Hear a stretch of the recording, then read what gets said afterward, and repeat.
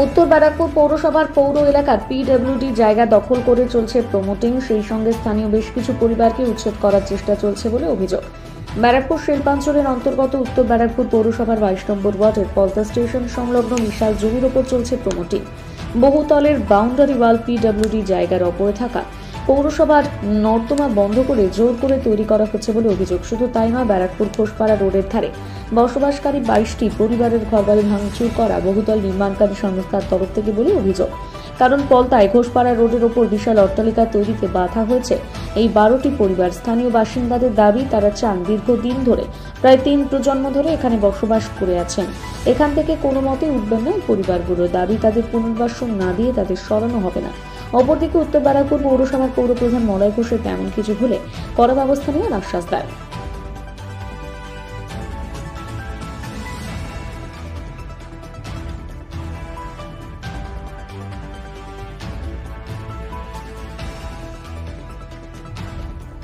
Sir দেখুন, এটা আজকে হয়েছে কি, যে ছিল তার বাড়ি তো ছেড়ে আরো 7 ফুট ছেড়ে জায়গা দখল করছে। ঠিক আছে, দীর্ঘদিন এই করে চলছে। আর আমরা তো আজকেরটা আমাদের বাবু আর দাদু সবাই এখানে ছিল। আর এখন পাহাড়পুরের মালিকের সাথে চুক্তিও হয়েছিল, যেই মালিকের জায়গা তাকে তো এখান থেকে টাকা পয়সা পুলিশকে দিয়ে ভাগিয়ে দিল। দেওয়ার পরে উনি মালিক এসে আমাদের পাহাড়পুরের মালিকের সাথে কথা হয়েছে যে বাউন্ডারি, আর আমাদের যে মধুবাবু ছিল উনিও ছিল সঙ্গে থাকাকালীন, উনি দাঁড়িয়ে পাঁচিল দেওয়া হলো। ওনার ক্ষেত্রে ওনার ইসের মধ্যে কাগজে লেখাও আছে যে বাউন্ডারির ভিতরে আমরা, বাউন্ডারির বাইরে তোমরা। এখন যদি বাউন্ডারির বাইরে যখন আসছো, তাহলে এক জায়গায় আমাদের বানিয়ে ঘর ফ্ল্যাটের মধ্যে দিয়ে দেন না। আমরা 14-16 জন আছি, 22 জন একটা ফ্ল্যাটে থাকবো। পিছনে যে টাওয়ারটা হচ্ছে সেটার জন্য কি? হ্যাঁ, এই সমস্যাটা তাই হচ্ছে। কি সমস্যা হচ্ছে? সমস্যাটা ওরা চাইছে যে মানে 2 লাখ 5 লাখ টাকা করে দিয়ে দিই, জায়গা কিনে ঘর। এখনকার বাজারে 2 লাখ 5 লাখ টাকা দিয়ে জমি কিনবো না, ঘর বানাবো। কটা ঘর আছে এরকম? আমরা 22টা ঘর আছে। তার আগে এরকম একটা বয়স্ক বুড়ি আর মেয়ে থাকতো, তার ঘর ভাঙা হলো। এর আগে তো ছবি উঠেছিল। 22টা পরিবারকে তুলে দিতে চাই। হ্যাঁ, 22টা পরিবারকে তুলে দিচ্ছে। তা আমরা তুলে যাবো কেন? আমাদের ভিট এইখানে জন্ম, এখানে আমরা ভিট ছাড়বো কেন? আর এটা তো তারপরে তো এটা তো জায়গা ওনার না, এটা কোম্পানি তো নিয়েছিল কোয়ার্টার বানাবার জন্য। এই জায়গা ছিল নাপিত ব্যারাঞ্চির নাপিত। আপনার নাম? আমার নাম প্রদীপ সাউ।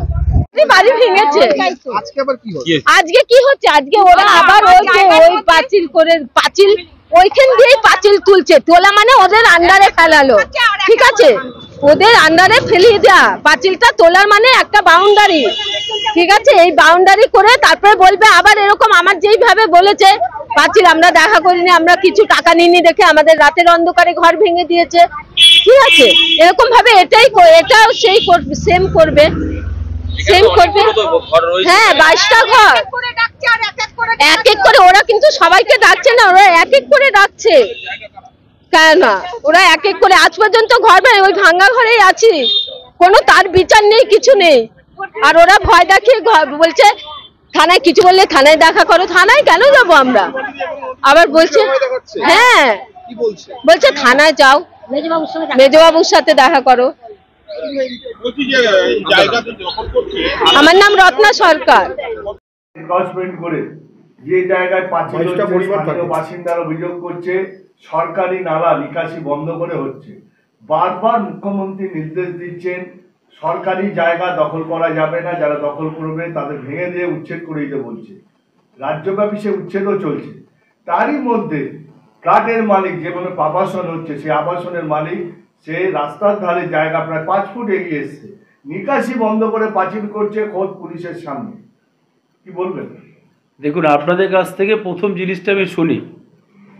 আর সরকারি জায়গা দখল করে মাননীয় মুখ্যমন্ত্রীর যে সার্কুলার, নর্থ ব্যারাকপুর মিউনিসিপ্যালিটির কনসার্ন আপনারা দেখেছেন। বিগত কিছুদিন আগে আমরা যত সরকারি জায়গা জবরদখলকারী ছিল, আমরা সেই সব জবরদখলকারীদের হাঁটিয়ে দিয়েছি।